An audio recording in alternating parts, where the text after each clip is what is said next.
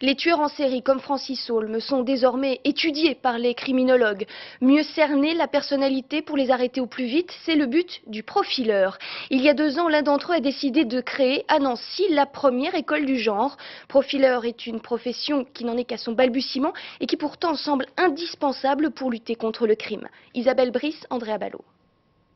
Profession chasseur de tueurs. En analysant le théâtre d'un meurtre, ce jeune homme trouve le profil de l'assassin.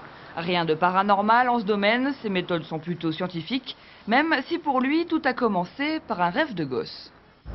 Sherlock Holmes, vous savez, c'est cette idée selon laquelle vous arrivez sur une scène de crime, tout est inconnu, vous ne savez pas donc qui a pu commettre une telle chose, et pourtant par d'infimes détails, la reconstitution donc du scénario, et puis bien sûr l'induction d'éléments psychologiques, on arrive à dresser la personnalité du tueur. Ça c'est génial. Aujourd'hui, Laurent Monté compte 23 affaires criminelles à son actif.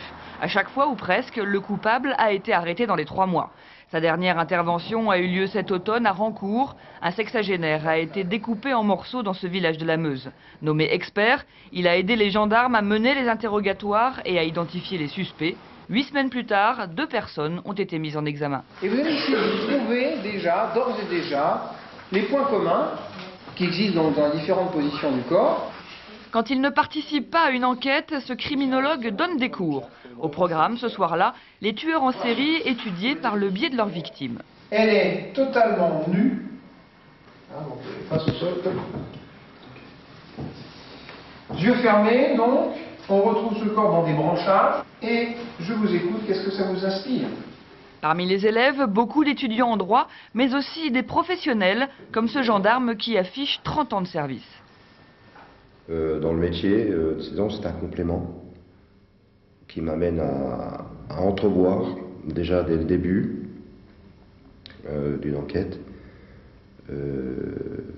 Donc si ici on a affaire à quelqu'un qui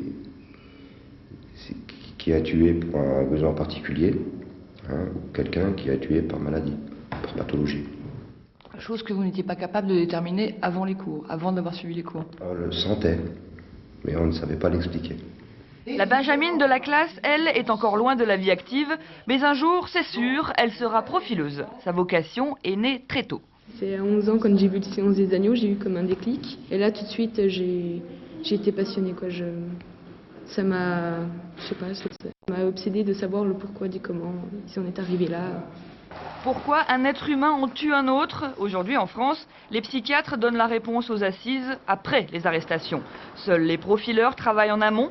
S'ils sont reconnus aux États-Unis, chez nous, le monde judiciaire leur reste fermé. Pour l'heure, ces précurseurs se comptent encore sur les doigts d'une main.